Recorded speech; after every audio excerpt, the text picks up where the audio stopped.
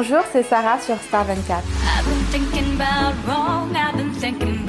Ce que j'ai à dire concernant le passage de Jérém Star sur Canal+, ce que je spécifie, que je n'ai pas vu, que je n'ai juste entendu les rumeurs en quelque sorte. Bon, il a besoin de faire le buzz, hein. C'est son outil de travail, si on peut dire. Hein. Tant mieux pour lui s'il arrive à augmenter sa notoriété de cette manière. C'est vrai qu'en rigolant, j'avais dit à Jérém Star, à force qu'il me traque tous les jours pour que je fasse son bain et que j'en avais pas envie parce que je trouve ça assez dégradant quand même, je lui avais dit, bon écoute, en quelque sorte, on va pas faire le bain, pas une interview dans un bain là où tu pisses à chaque fois, je préfère encore le faire au restaurant. Mais c'était sur le ton de l'humour que j'avais dit ça parce que c'est pas quelqu'un de méchant dans le fond non plus, hein. C'est une petite fouine. Et donc voilà, donc en fait je pense que le fait que pendant des mois je le laisse sans réponse, ni oui ni non, que je laisse ça dans le vague, je pense qu'à un moment donné il s'est lassé, il a voulu m'envoyer un petit pic sur Canal+ pour me faire comprendre je sais pas trop quoi, mais pour faire son petit buzz. Après, tant mieux pour lui si ça a marché. Mais franchement, j'ai vu des commentaires comme quoi j'étais sensible et que ça allait me toucher, alors ne vous inquiétez pas, ça me touche absolument pas. En fait, ça me fait rire.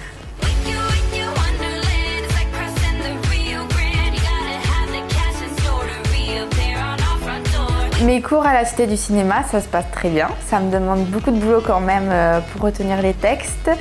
Et non, c'est du travail sur moi-même et ça me permet d'être plus à l'aise devant la caméra et plus à l'aise tout court dans la vie. Donc c'est quelque chose qui me passionne et j'ai envie de donner mon maximum pour aller le plus loin possible.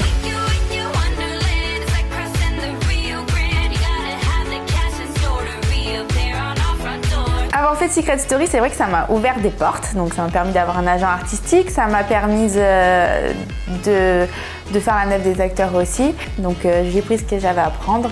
Maintenant, la télé-réalité, c'est mon passé et je vois l'avenir. Au premier contact avec les casteurs de Endemol, c'est vrai qu'ils m'ont directement sélectionnée parce que je rentrais dans une case de secret qu'ils recherchaient. Donc ils avaient pour but de trouver un couple homosexuel. Moi j'étais en couple avec Aurore et donc ça faisait un couple de lesbiennes et c'est vrai que ça les a de suite intéressés. Donc ils ont voulu des photos de nous. Moi, une jeune fille assez fraîche, souriante, naturelle, et Aurore qui était vraiment... une fille très garçon manqué, avec beaucoup de style, beaucoup de charisme, tatouée, enfin voilà. Et que malheureusement, quand on a tourné les reportages, eh bien Aurore a décidé de quitter l'aventure. Dans cette expérience, c'est vraiment le tremplin artistique que ça m'a offert, les portes que ça m'a ouvertes. C'est vrai que j'ai beaucoup d'opportunités derrière. Et ça, c'est quelque chose de génial. Donc, sachant que j'habitais dans un petit village au sud de la France et que j'ai rien demandé à personne, que c'est eux qui m'ont contacté pour faire Secret Story directement, c'est vrai que je pense que j'ai une bonne étoile qui m'aide.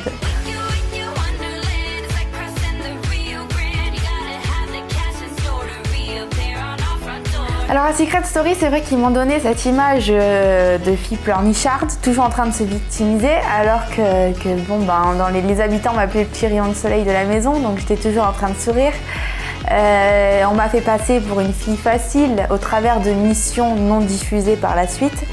Donc ça a été vraiment une grosse mise en scène pour me discréditer auprès du public, puisque c'est vrai qu'ils me soutenaient. J'étais persuadée à chaque nomination que c'était moi qui me cassais, j'en étais sûre à 100%, mais finalement c'est vrai que j'ai été assez surprise et que c'est vrai que ça fait chaud au cœur.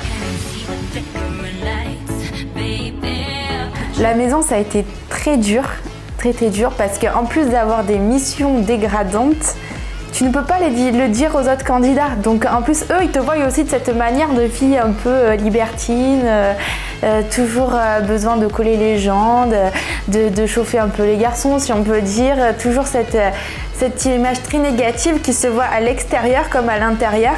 Et donc, c'est vrai que tu te retrouves un peu seule, quoi, finalement.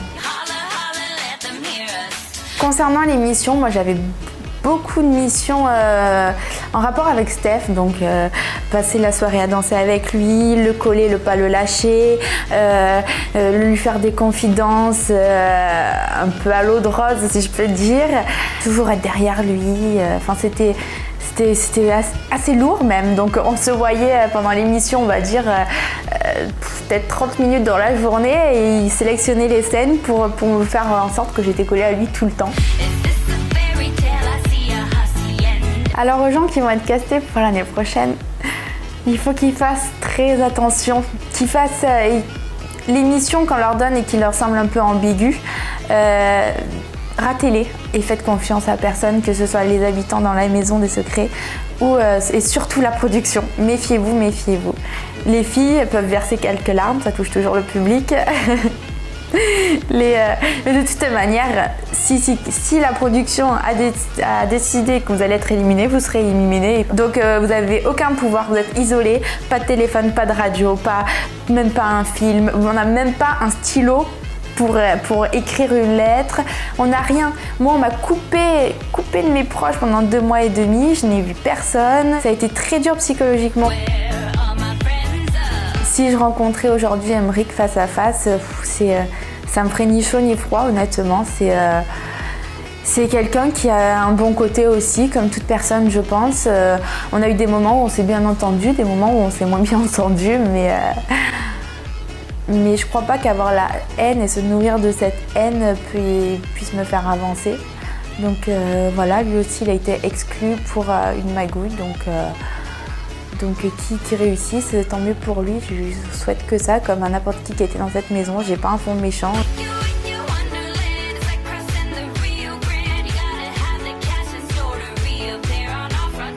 C'est vrai qu'Aymeric s'est pas très bien comporté, on va dire. Et beaucoup de gens sont offusqués, j'ai des fans qui sont même révoltés.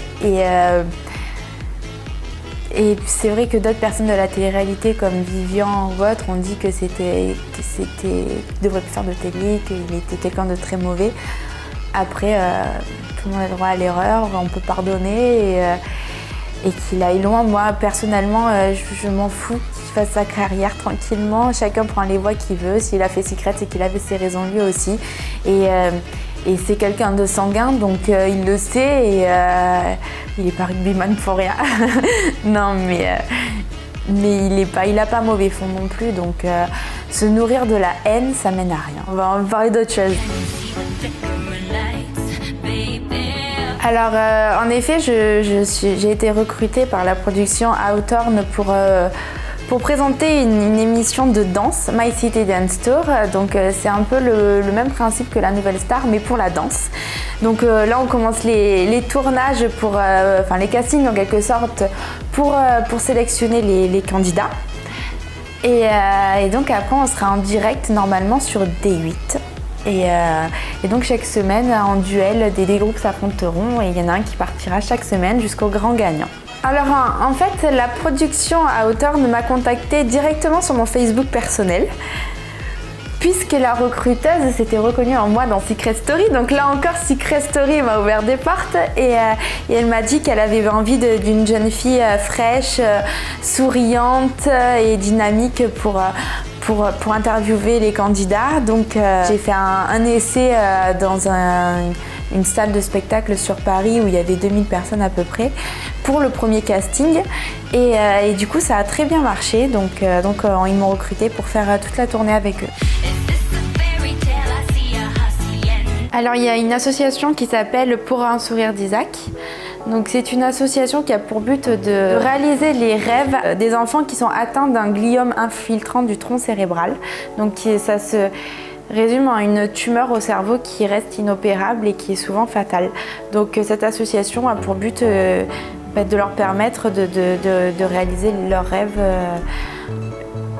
quand leur maladie a pris quand même un certain avancement. Donc moi, ils m'ont contacté pour rencontrer un petit Edib, donc un jeune garçon de 6 ans qui avait 2 rêves, me rencontrer et visiter le Stade de France. Donc on a pu faire les deux en même temps. Et ça m'a donné envie de m'investir encore plus dans cette association. Donc eux, ils étaient à la recherche d'un parrain ou d'une marraine. Et donc, avec le contact qu'on a pu avoir, c'est vrai que ça nous est de suite venu à l'esprit qu'on s'allie pour que je puisse être la marraine de leur association. Donc, je serais ravie de rencontrer d'autres enfants malades et leur donner une petite journée de bonheur avec le sourire. Donc, c'est très touchant et c'est des enfants qui ont souvent beaucoup d'amour à donner. Alors j'ai tellement de choses à dire à mes fans.